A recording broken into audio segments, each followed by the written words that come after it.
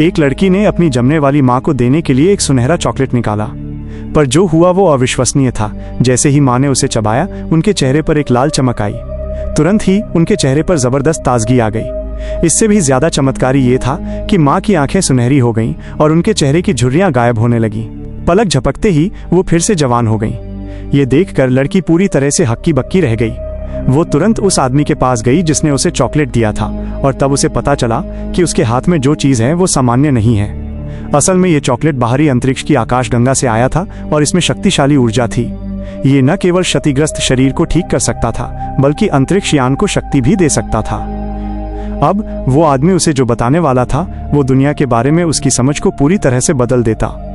जब पृथ्वी क्रिटेशियस काल में थी, तब एक विदेशी अंतरिक्ष यान खराबी के कारण धरती पर दुर्घटनाग्रस्त हो गया। सौभाग्य से यहाँ का वातावरण रहने लायक था, लेकिन एकमात्र समस्या ये थी कि ये डायनासोर का युग था। अज्ञानतावश उनके मुखिया ने अपने एक साथी को डायनासोर से संपर्क स्थापित करने के लिए आगे धकेल दिया, पर डायनासोर ने उसे एक ही झटके में निगल लिया। बचे हुए दोनों भाई ये देखकर हैरान नहीं हुए, बल्कि बहुत खुश हुए। उनके अनुसार इसका मतलब था कि इस ग्रह पर कोई उन्नत सभ्यता नहीं थी और वे इसे हथिया सकते थे। अगले दिनों में दोनों भाई अलग हो गए और अपने अपने विकास में लग गए। छोटे भाई को प्राइमेट्स में विशेष रुचि थी। वो उन्हें उत्पादन उपकरण प्रोडक्शन टूल्स के रूप में प्रशिक्षित करना चाहता था, लेकिन विकास की प्रक्रिया बहुत धीमी थी। इसलिए उसके दिमाग में एक साहसी विचार आया। विदेशी ने एक रहस्यमय जीन को सेब में इंजेक्ट किया और उसे इंसानों को दे दिया, ताकि विकास की प्रक्रिया तेज हो सके और वो उनसे उत्पादन करवा सके। लेकिन इससे पहले कि योजना सफल हो पाती, पृथ्वी को विनाशकारी प्रहार का सामना करना पड़ा। दुनिया बर्फ के युग में चली गई और विदेशी भूमिगत जाने को मजबूर हो गए। उन्होंने ऊर्जा क्रिस्टल का उपयोग करके गर्मी का स्रोत बनाया और एक रहने लायक वातावरण तैयार किया। इस तरह मानव सभ्यता जारी रही और विदेशी विकसित होकर आज के छिपकली मानव लिजर्ड पीपल बन गए।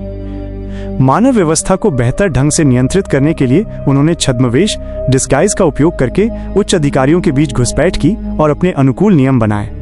जैसे ही कोई इंसान उनके अस्तित्व को जान लेता, छिपकली मानव युद्ध भड़काने की पूरी कोशिश करते, ताकि दुनिया उनकी बनाई हुई राह पर चलती रहे। इनमें सबसे कुख्यात हिटलर था, जो उन 3 भाइयों में से सबसे बड़ा था। पूरी दुनिया मानती थी कि वो युद्ध में मारा गया, लेकिन अनजाने में वो चुपके से धरती के केंद्र में लौट आया, अपनी शक्ति त्याग दी और सत्ता अगली पीढ़ियों को सौंप दी।